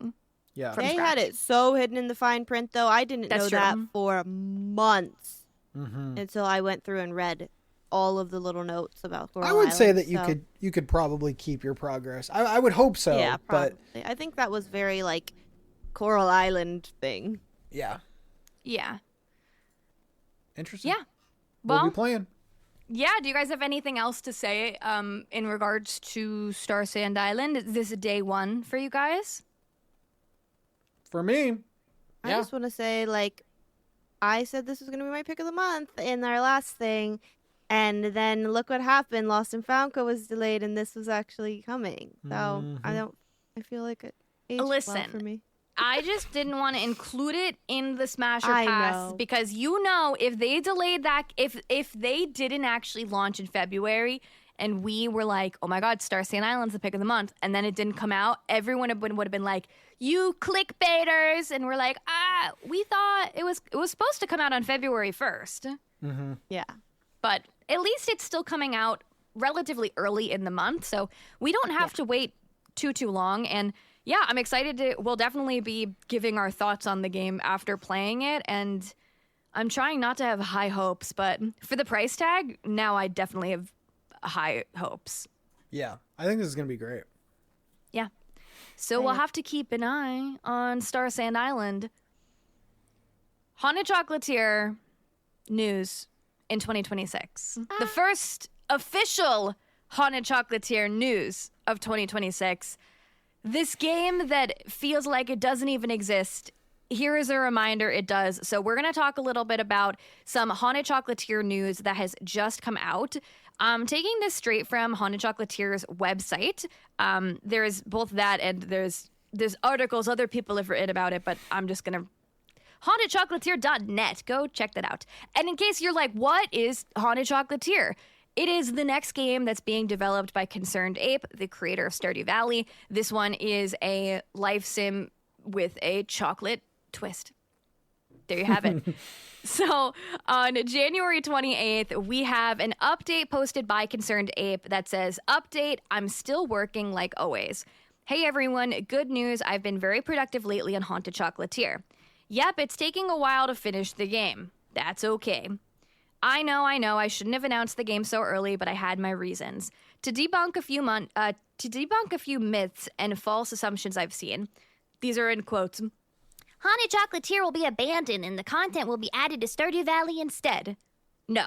First, I'm not going to abandon Haunted Chocolatier, but even if I did, I'm not going to add it to Stardew Valley. Stardew Valley and Haunted Chocolatier are separate games. It doesn't even make sense from a technical perspective, as Haunted Chocolatier is written from scratch and it's not in the same engine as Stardew Valley. You can't just copy and paste Haunted Chocolatier into Stardew Valley. "Stardew Valley updates are being used to test out ideas for Haunted Chocolatier." Nope. When working on Stardew Valley, I'm not thinking about Haunted Chocolatier and vice versa. I wouldn't test something out in Stardew Valley because that would be unfair to Stardew Valley, and also I don't want to spoil ideas for Haunted Chocolatier by adding them first to Stardew Valley. Also, Stardew Valley is a different game, so you can't really test something for Haunted Chocolatier in an accurate way. "Concerned Ape is working on a new Stardew Valley update because he's burnt out on Haunted Chocolatier." No. I'm working on a new Stardew update because it's a very popular game with a large, ever-growing player base, and I still have additional ideas for how to improve it. "Concerned Ape said it's not coming out till 2030. I didn't say that. I was asked in 2025 if it would come out in the next 5 years, and I said I hope so. This is very different than saying it's coming out in 2030. The bottom line is I don't want to give a release date. The game will come out when it's done. Anyway, the only thing that really matters is that I keep making progress on the game and release it. So I'm going to get back to doing that now. Thank you, Ape. Also, I'm alive. The game is still in development. It'll come out when it's ready. Thank you for your patience." So this is Concerned Ape shooting down some rumors that have come up from some various interviews he did last year specifically. Like I just said in the quotes, like he said at some point, "I hope it comes out by 2030. And people were like panicking about that. In addition to those written statements, we also have new screenshots of the game that have never before been seen. So I'm going to describe them to the audio listeners. For the video people, maybe we'll show you them. But the first screenshot, well, okay, first of all, actually, before we get into the screenshots, vibes on all of those things. How do you guys feel about this news from Concerned Ape? Are you worried about the state of Haunted Chocolatier? Is this it is validating that it's still being worked on? What are the vibes? Min, what do you think? I mean, I think I love the sass and the clarity he just brought. People take every little thing that he ever says and they stretch it as far as they can because they don't get a lot of information all the time. They beg for release dates and more information. So I think part of this post is him clarifying a lot of things in a very straightforward way. And I think like he did a good job with that. And I don't know, I'm really excited about the screenshots too. I'm also so okay with waiting for this. So for me, a lot of these questions I didn't really know were happening. But I think a lot of people who are huge Stardew fans are really growing impatient or concerned because of Stardew Valley's 1.7 update news that we got last year and feeling like, oh, he's not working on Haunted Chocolatier anymore, which we also know was not true because he said that there's another team that's mostly working on that for him. Yeah, I mean, I'm very excited about this, and I think this is a good clarity post, and we hadn't had anything for quite a while. Mm-hmm. Yeah. My best advice would be to forget about Haunted Chocolatier. As crazy as that sounds, I don't think it's coming out anytime soon. I think he messed up by sharing it. Just take it as like a little fun hobby that your favorite game developer is working on, but I don't see this coming out. I don't see it coming out anytime soon. I don't know what you guys think, but like, I would say we're far off. Like 2030 far off? Probably. Damn. No, his response to that makes me think it's sooner than that. Yeah. I would be very surprised. I'd be very surprised if we see it within the next 3 years. I'd be shocked. Really? Okay, but for context, Haunted Chocolatier was announced like a while ago. When was it originally announced? Wasn't it like 2023? Let me see. Haunted Chocolatier. Okay, the first trailer on YouTube is from 2021. Yeah. Haunted Chocolatier early gameplay trailer was released on Concerned Dave's YouTube channel 2021. I say 2027. Yeah. Hmm. I think so too. I mean, Well, because I'm thinking about like Studio Ghibli. The creator is like in his 70s, draws it frame by frame, and he spent 7 years on his movie. And this is like similar in an art style where he does everything, and he's getting closer. I mean, look at these screenshots. These are detailed. The screenshots are encouraging. I'm gonna say like 2028 at the earliest. I just think have to be cool and different. Well, I think my reasoning is if there wasn't a Stardew Valley in the mix, then I would agree with you. I'd be like, yeah, 2027. But he still hasn't come out with the update yet, and he's gonna continue updating that game. It just makes too much financial sense to keep adding to that game. And I don't really know his like whole team or how he does things, but these games should be worked on together. Like they shouldn't be like, oh, I'm working on Stardew this day, and they should be equally being developed. Like I don't know what his team looks like, but it seems like he kind of has to pick and choose what he works on. But I do agree. Yeah, he showed it off way too soon. I don't know what the reasons were. He said he had reasons, maybe financial investor reasons, but I don't know. Well, let's take a look at the screenshots. Let's do it. and see if they're great. enough to keep us excited for potentially until 2030, but not. So the first one is, this to me is giving like the fishing NPC, but it is an interior. It is a man who we actually have a bigger picture of him later in the post, like of what his portrait looks like, who has an eye patch. There is like a swordfish hanging up. It looks like a shop because there's a register. This looks like a fish counter because there's like I don't want to call it a butcher block, but I guess it is like a cutting board for a fish. There's fish and nautical things in the background, as well as there is a attached bedroom that the wall has a picture of a mermaid on it. So my assumption here is this is going to be whoever the fishing NPC is. There's also like netting hanging over the side of one wall. That would also make sense when looking at the other screenshot, which we'll get to in a second. But looking at this screenshot, what are your initial thoughts? And I'm curious what your thoughts are comparing this to Stardew Valley, because I think a lot of people think Haunted Chocolatier is going to be Stardew Valley but chocolate. Do you think this establishes a different kind of vibe, or just what are your thoughts when looking at this first picture? I see a difference. When he commented like, oh, this isn't even in the same engine, that was kind of surprising, but like I definitely see a difference. Like even with the lighting, this looks like a lot of modded Stardew that I see, like with different effects and stuff. Yeah, this looks great. He even showed a portrait of the character that's in there, and then the little like sprite that they have. I think this looks crazy good. The next screenshot I'm more excited about, but this looks great. We're not there yet. Yeah. I mean, to me it looks like Stardew Valley, but like obviously so improved. And it looks like a developer who has learned a lot from his first game and is now putting his heart into something new, and it's exciting and it's really cool. I also like, when I look at it, I wonder, will he have little odes to Stardew in this? Which I don't know if he's talked about that, or maybe he won't, because it's not a Stardew Valley 2. I know that, but like I know Stardew Valley has the stuff with the mermaid. I know that Marlin also has an eye patch, and I know that there's fishing and similar mechanics. So I think it will be similar but super different, and I'm excited about that. And yeah, I mean, I think the character portraits, this is obviously his art style, so they look like Stardew Valley characters, but obviously in a different universe. That's what it's supposed to be. So really, really cool. I'm excited. Yeah, I mean, to me, it looks like you can tell this is the creator of Stardew Valley, but it is, I mean, the first screenshot and the second one too, they both seem to be taken like at night in the game.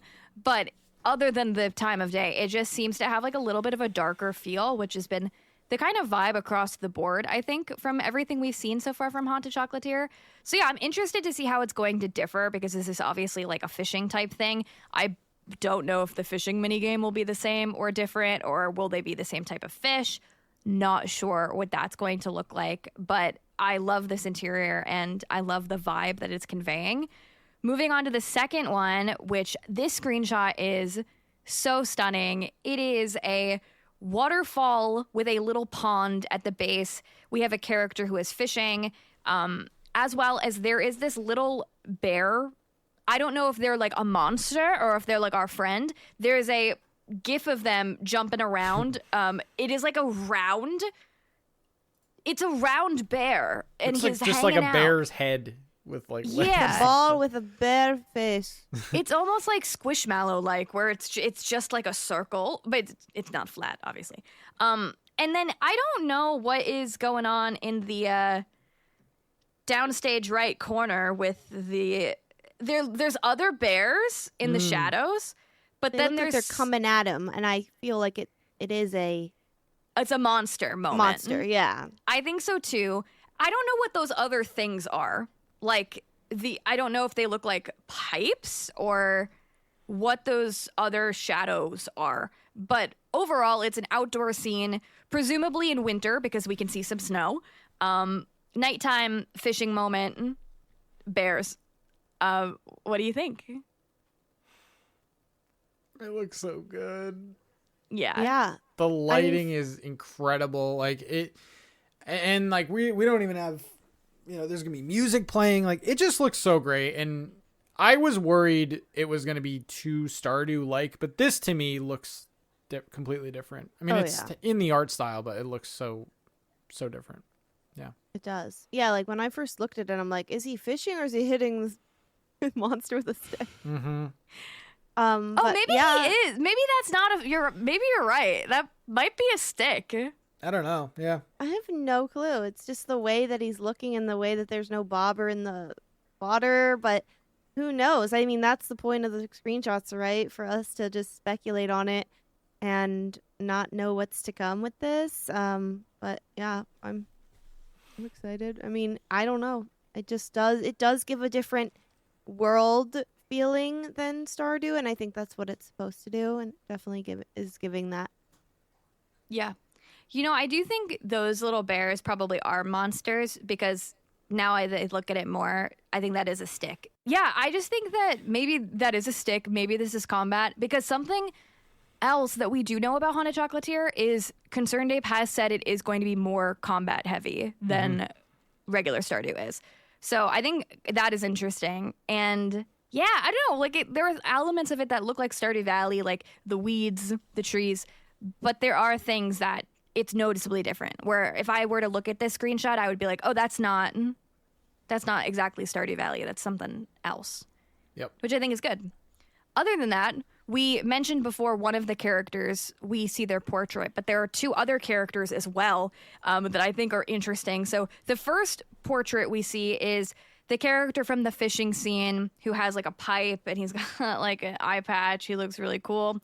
The second character is, I don't want to assume it's a person with long blonde hair, braid, stunning green little fit. Kind of looks like a mix between Haley and like Penny, I think. Mm-hmm. And the last character is the most interesting to me. It is this person wearing a brown suit, and I don't know what to call this hair other than like George Washington hair. Mm-hmm. This is George Washington hair, which makes me think, is this set in a specific time period? Yeah, I mean, because what's going on? Even what she's wearing is kind of with the braid. The braid. Mm-hmm. Yeah. So yeah, I'm wondering if it is in that time period. I actually don't like the third I don't like that character that you're talking about. Looks kind of off to me. I think we're gonna hate him, and we're supposed to. I feel we are supposed to hate him. That's true. These are great though. I like his little suit. I mean, I'm going to assume the middle character is a romanceable. Yeah, Is a what? I would assume that. A romanceable. Yeah. So that's kind of, I mean, this is huge news. I just personally think as a whole, I don't think the game is close. I don't know. But these screenshots So you just want to bum people out today, or? He's being realistic. I'm realistic. No. I'm Patty, Yeah. the realistic boy.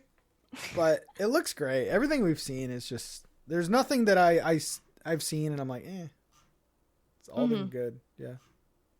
Yeah, I mean, listen, I think it's great that we have this update no matter what. I don't have any delusion of this game coming out this year. I think it's good that he's saying, I don't think it's going to be until 2030. That makes me think like what Min said, maybe 2027, maybe 2028. But I'm just glad to see more work is being done at it. I mean, I think we talked about this in one of our first episodes of this podcast, so go listen to that.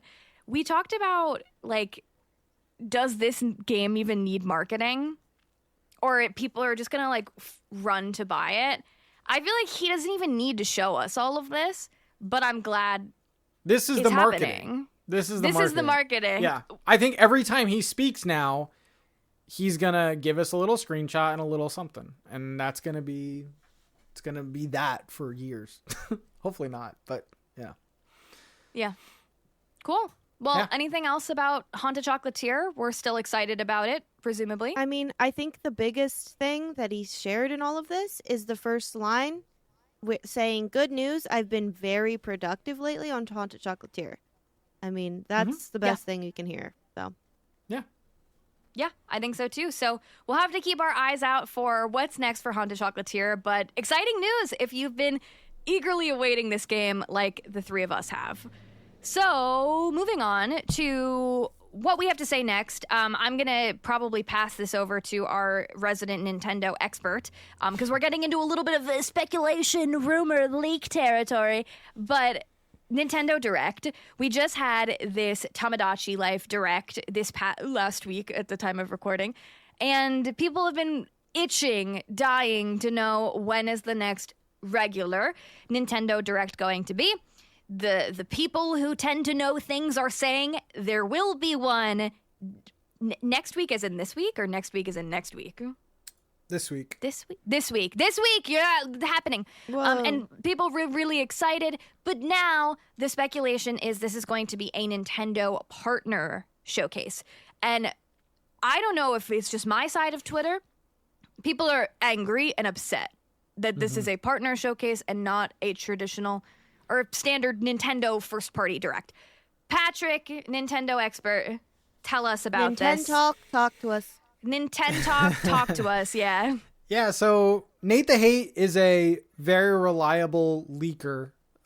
Normally when you hear leaker, you don't hear reliable. But yeah, he only speaks when he knows like what's going on. He has a podcast himself and he kind of breaks this news. Yeah, he's saying there's going to be a partner direct on the 5th, which at the time of this recording is just days away. I fully expect Nintendo tomorrow to have a tweet to announce it, or the next day to have a tweet to announce it. But yeah, he's saying it's going to be a partner showcase. If you're unfamiliar with that, basically everything except Nintendo games. So yeah, I mean, for us cozy gamers, that's great. Like we want third-party games.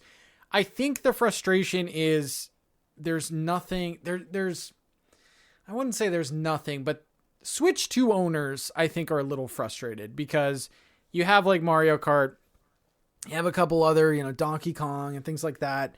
But there hasn't really been a game that is like a must buy for the Switch 2, because even bigger games like Metroid and Pokemon were both cross-platform, so you can play them on Switch 1 and Switch 2. So I think that's where a lot of the frustration is coming. And the fact, like, if you're buying a third-party game on even the Switch 2, because I've been recently playing some third-party games, they're just not as good. They're not as good as, like, playing it on a PC or Xbox Series X or PS5 or whatever. And usually when we do get third-party games, they've been out for years now, but we have to pay full price because they're new on our system. So a system needs third-party games for sure. And that's where we see a lot of our farming games like Fields of Mystria and Story of Seasons and things like that. So I'm personally excited for this. I would have been more excited for a first party general direct. There are new rumors that there's going to be another like general direct later this month or early next month, but I don't even want to go into that rumor. So yeah, that's what we're hearing, that it's going to be the 5th. I think by the time you listen to this, they had already announced it. Like, that's how sure I am of this. And also Pokemon Day, which I'm blanking on. I think it's the 27th. That's at the end. Yeah, it's usually at the end of the month, right? Yeah, I think so. That has been leaked, that there will be a Pokemon. They do it every year, but like it'll be a Pokemon Direct on Pokemon Day. I think it's the 27th. I think so, anyway. So, Pokemon I mean, Day is February 27th. Yeah. So we will definitely have like a Smasher Pass on the Nintendo Direct, but for you guys, you both own a Switch 2, and I know that, not to call you out or anything, but like Nintendo just hasn't been releasing things that you're like super excited about exclusive on Switch 2. So, Min, does this bum you out a little bit? Would you have preferred just a general direct? I don't know. I get a little confused on who is a Nintendo partner and what separates it from sometimes the indie showcase, because like, okay, if I want to see Fields of Mystria, I'm not going to know they're a partner until they're in this direct. So they could be in here. Like Witchbrook was in a partner showcase, I think. Yeah. Right? So I like, don't think there's something like definitively like a Nintendo partner. I think it's just a third party game. Usually these directs are like bigger third party games though. Lots of like contractual stuff like Madden and stuff like that they need to show. But yeah, and like Just Dance and stuff. But like when we were talking about that Dragon Quest game that's coming out this month, that was in a partner showcase, I believe. Mm-hmm. So I'm expecting more stuff like that. I think last time we saw like Resident Evil in them and stuff. So I'm suspecting less cozy game news, maybe a little bit, but not much. So for me, I don't think I was going to see that really in a normal Nintendo Direct either. You know what I mean? Like, I don't think I was going to see a lot of cozy game news either way. So I'm just open to seeing whatever it is, really. Yeah. I feel the same way because I think it's ambitious of you to say that we're going to do a Smasher Pass because I feel like there's going to be no games for us. I feel like oftentimes it is like, yeah, it's like Resident Evil and it's like stuff like that, which is great. We love it for you. But like our cozy game podcast, maybe like not so much. So I'm disappointed in the fact that here, listen, I'm coming at this with like the privilege of my Switch 2 was gifted to me. I didn't have to spend the money on it, and I will be forever grateful for that. If I'm someone who bought the Switch 2 and I'm like a cozy gamer, you know, I'm like an Animal Crossing fan, I'm like a Pikmin fan, I'm like in that kind of ballpark, I'd be like, why do I need this? Until Pokopia comes out and we have to see if it's good or not. There's nothing, even Tomodachi Life, which we've been talking about today as well, it's not Switch 2 exclusive. There's no reason right now other than the upgraded performance, which of course is an upgrade. There's no reason for it. It's almost a year into the Switch 2's life cycle, and I don't know that there's enough to entice the cozy gamers. I don't know in the partner direct if there's anything to expect. I'm excited regardless. Like, hey, a gaming showcase, let's see it. Let's go. But I think we often find the most games that we enjoy in the indie world. As for a standard first-party Nintendo Direct, I think the only thing I would be excited to speculate to see is like a new Nintendo IP that's maybe on the cozy side. A new Animal Crossing game, which I don't think would be announced so quickly after the 3.0 update. And Pikmin 5, which is speculated, so that will be exciting whenever or if that comes to fruition. But other than that, I don't know that I'm like... I had things I was like counting on. I just have the general hope of, I don't care if it's first party or third party or indie. I just think there needs to be more reasons for, you to buy a Switch 2. Yeah. And I still don't think there are for the type of games I like. And they show... It's not all about me. The General Directs, they also do show third-party games, but they're usually like bigger. So I that's why I like General Directs, is there's a nice balance of it. Going back to, actually, I think something we did do a Smash or Pass on, the partner showcase last July 31st. Here are some of the games that were announced in there, which, whatever. Monster Hunter Stories 3, Once Upon a Katamari, Just Dance, Plants vs. Zombies, Pac-Man, Pac-Man World 2, Hyrule Warriors, Chillin' by the Fire. Oh, yeah. Who could forget that episode? That game Hella, that you play as that little mouse or whatever. Which is still not out. Nope. Goodnight Universe, the Hello Kitty Island Adventure DLC. That's about it. Yeah. I mean, there were other games, but like nothing that's particularly cozy. So I don't know. That last partner showcase for us cozy gamers was pretty bad. So maybe they'll do a Switch and this one will be good for us. So I don't know. I'm still excited about it because, again, I want more reasons to turn on my Switch 2, but I think that's where the anger is coming from, just the frustration. Also, a lot of the leaks were like prior were like, oh, this is going to be a general direct. So I have an insider that told me last month, they said, yeah, we're going to have a direct in February. Expect some anniversary announcements in there. But they didn't say whether it was a general direct or a partner direct. But there's a lot of games that are celebrating anniversaries. Resident Evil, Mega Man. So, yeah, it's not your general direct. But I think there should still be stuff in there to be excited about. But just, I don't know, kind of a bummer for people that wanted a new game in their favorite franchise. But, yeah. Yeah. Yeah. I wonder, like, when is it? Because I think when the Switch 2 came out in April last year, right? Was it? No, May. Was it May? Was it June? June? Was it June? June 5th. The first direct was in No, April. wait. It came out. I don't. Did it come out when we were at PAX East already? No, right? No.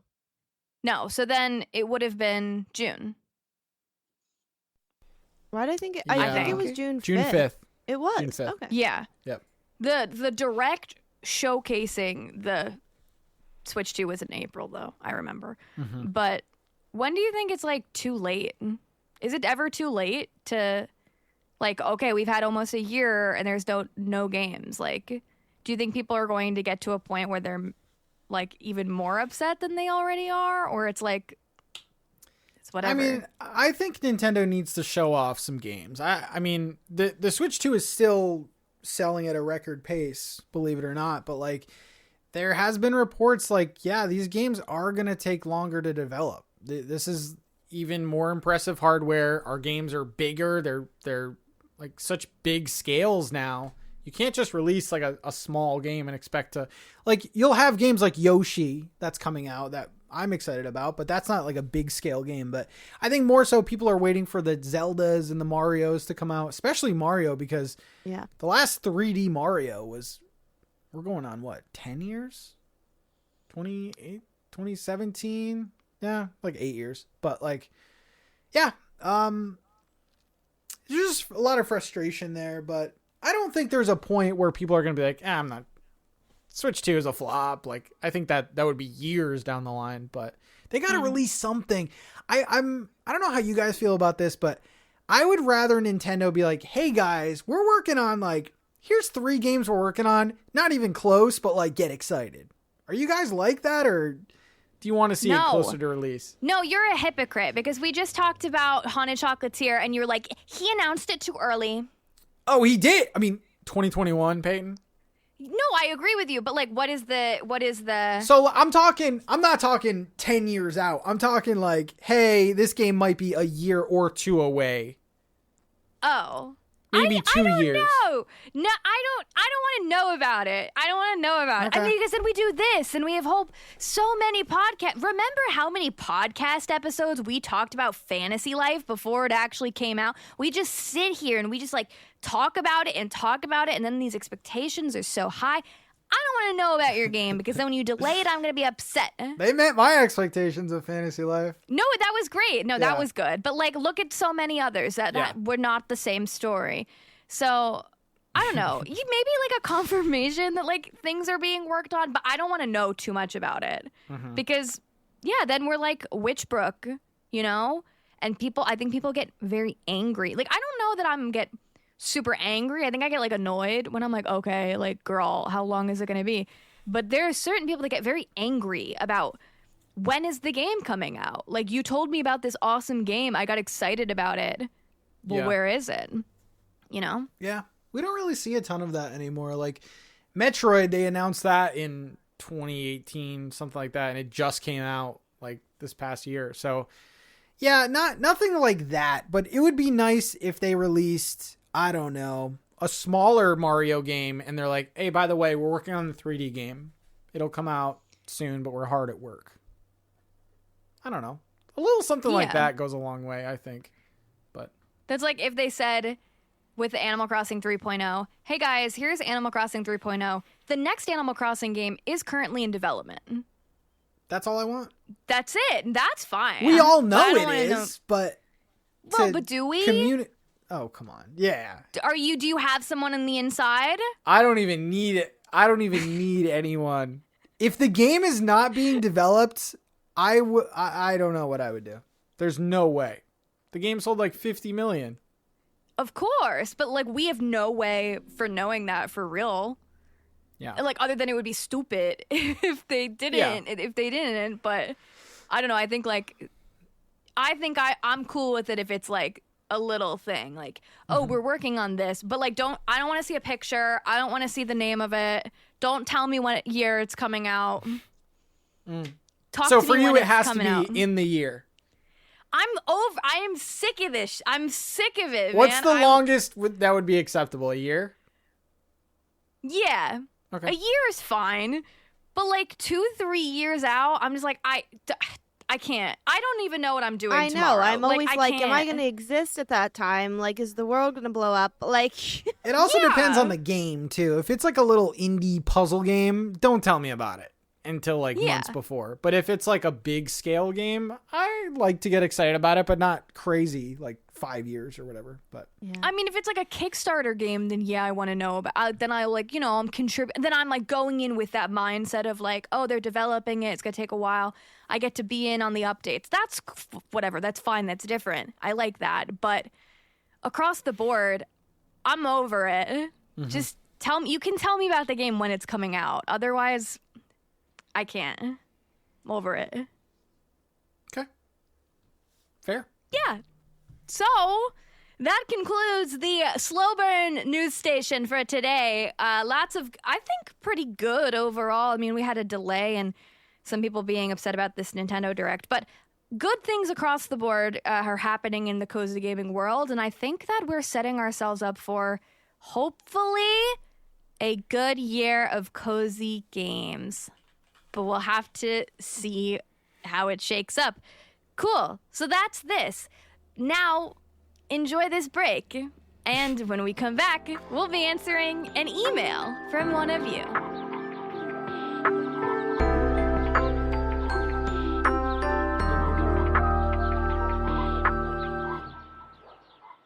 The Slow Burn podcast is available on most streaming platforms, wherever you can listen to podcasts. We want to ask you just one thing, though. Wherever you listen to the show, make sure to rate the show 5 stars. Leave some comments. Help other people find the show. Thank you in advance. All right, let's get back to it. It's mail time.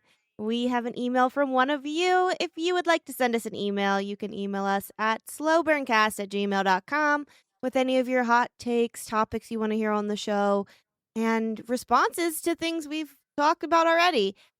We have one here today from Emily that says, "Hey friends, I just finished listening to season 3, episode 20, which was great, by the way. That was our last episode.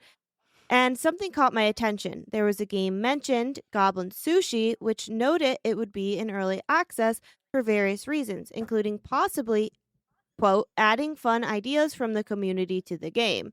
This got me thinking about the line between taking community suggestions for small quality of life improvements and using their ideas to expand upon the game.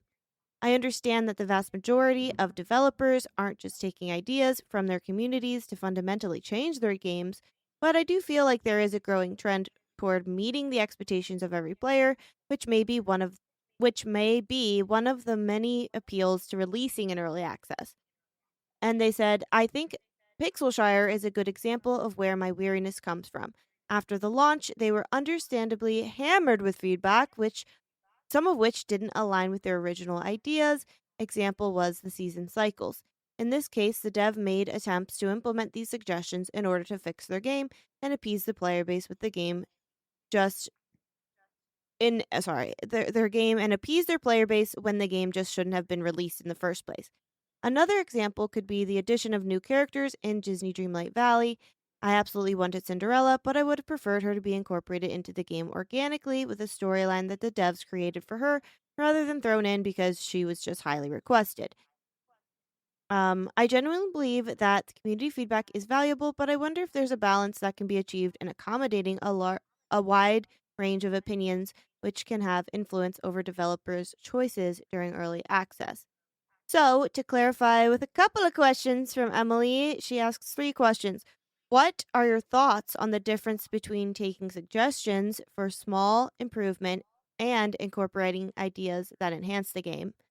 2, when do you feel like taking suggestions crosses the line?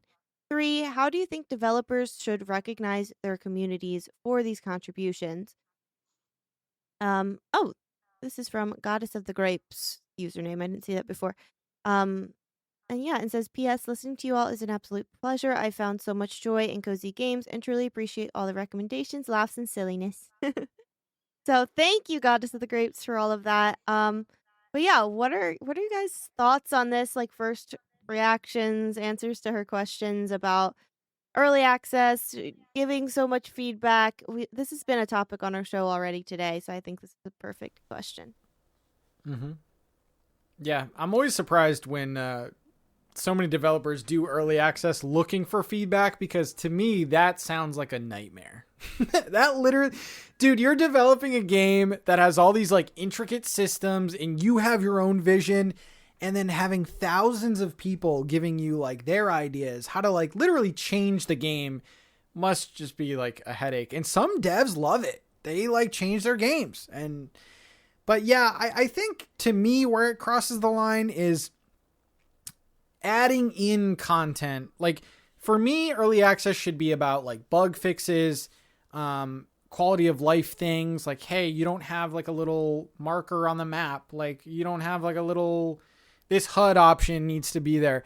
But when you're adding in content, I feel like that's over the line. If I was a dev, like, I think you just got to let them cook a little bit. But I think like early access, to me, I think the best form of it is feedback, how to make the game run and just play better. Like that's what play testing is all about. So catching the bugs. I think when it cocomes to, exactly, when it comes to adding content and changing things, Pixelshire, probably a bad example for that because they need it. They needed all the help they can get. They're still not on Steam, by the way. Crazy. Yeah. But that's my answer. That's my line. But Peyton, what were you thinking? Yeah, I mean, I think we've talked about this before. I always wonder like what the mind of the developer and or publisher are when it comes to making that decision. To me, I think that like beta testing should exist. Like I don't know the difference between alpha and beta testing. I just know like alpha sounds ready tougher. to go. I don't know. I think don't it's know different builds. Like, I think beta is earlier than alpha. Yeah. That makes sense. That makes sense. Yeah. I think that play testing as a whole, well, that should exist. I think it should exist. And I think that a lot of times now we're seeing, instead of the play testing happen, we're just doing early access, but you're paying for it. And I think that I'm two ways about it. As a consumer, I don't think I want to pay to test a game. But on the developer front, and to support indie developers specifically, Of course that makes sense, because you will get money to continue the development of the game, which most of the time is absolutely needed. And I want developers to make great games, have the money to do it. So I'm two ways about it, but I do think when beta testing and alpha testing, I guess, is a thing, I think there's more of an opportunity for like suggestions, because typically they seem like small controlled groups. And that makes more sense to me rather than like opening the floodgates of, okay, early access, like Star Citizen Island is coming out early access and they're going to probably take feedback. Like that's a lot. And I mean, like Coral Island did that too. Like it's a lot. They always did betas before like the early access updates came out. Also, I did get those. Sorry, I got those two mixed up. So alpha is an early feature incomplete and often buggy stage of game development, and the focus is on internal testing and building core mechanics. Beta follows, where the game is feature complete, meaning all content is in, but it requires polishing, balancing, and fixing. So early access is beta. Yeah. Okay, sure. Got that. That makes sense. That makes sense to me. I was like, actually, I don't know the difference between them. They're just two terms that I've heard. So yeah, I don't know. I think that,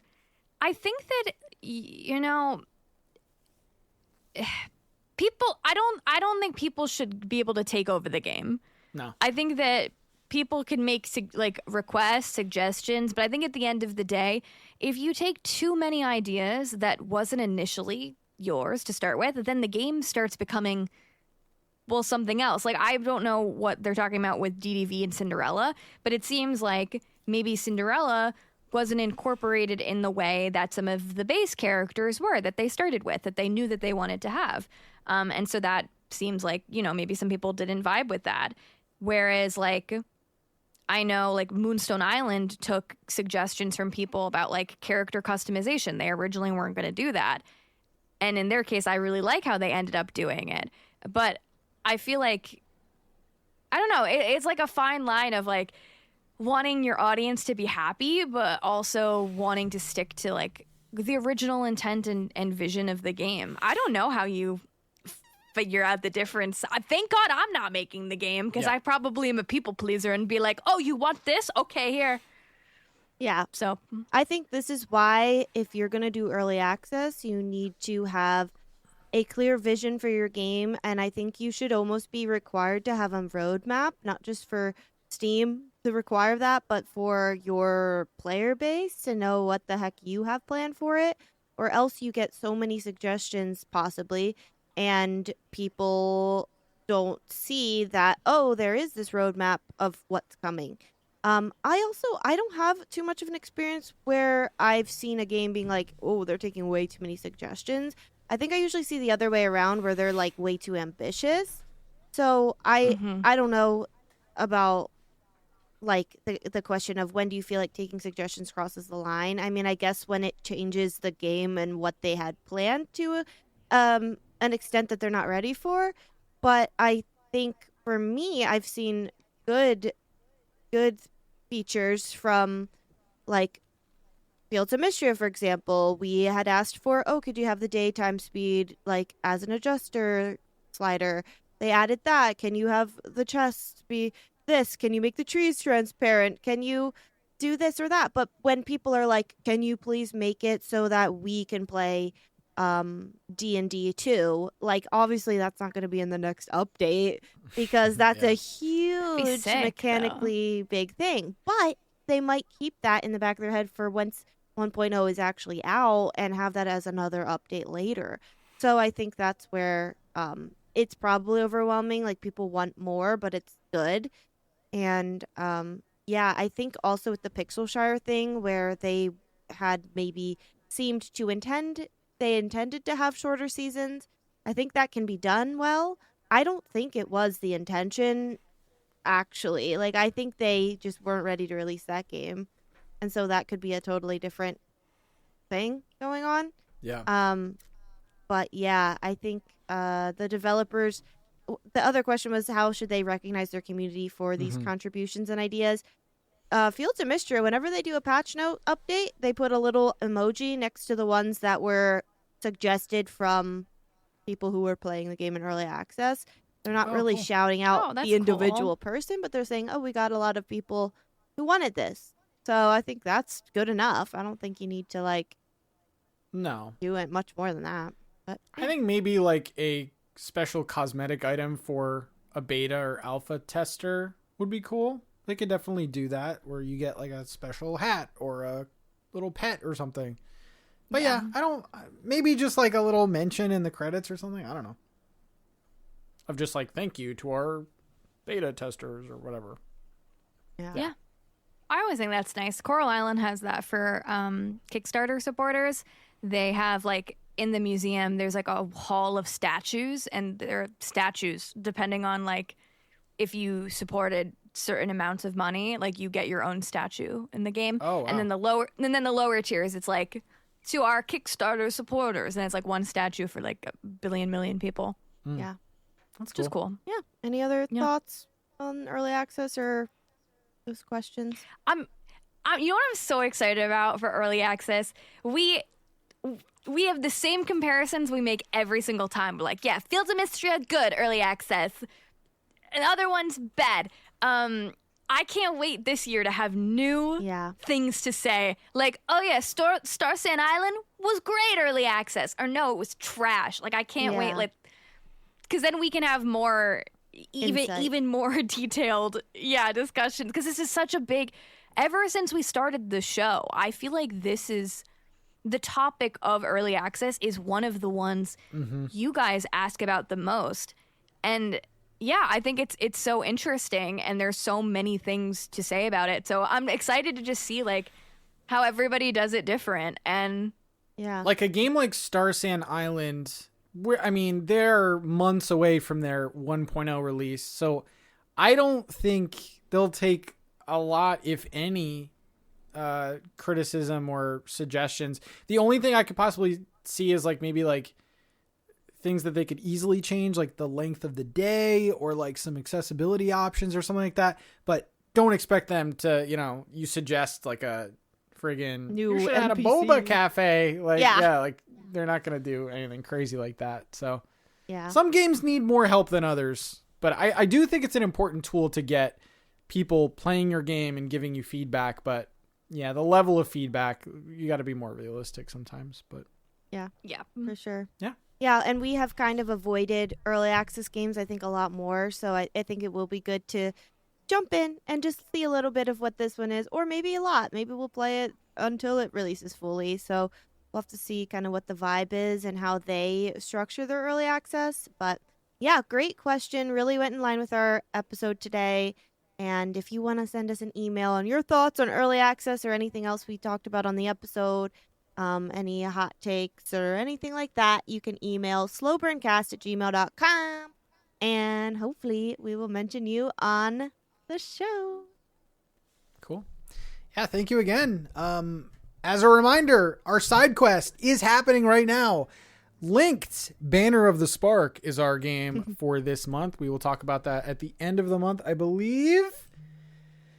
The episode that comes out on the 25th will be our review. Maybe we'll push it another week because February is so short. But anyway. Yeah. True. Thank you for listening. And check out the Patreon. Check out all of our free content as well as our premium content if you want. And we will see you again next week with another cozy show. Bye, everyone. Bye. Bye-bye.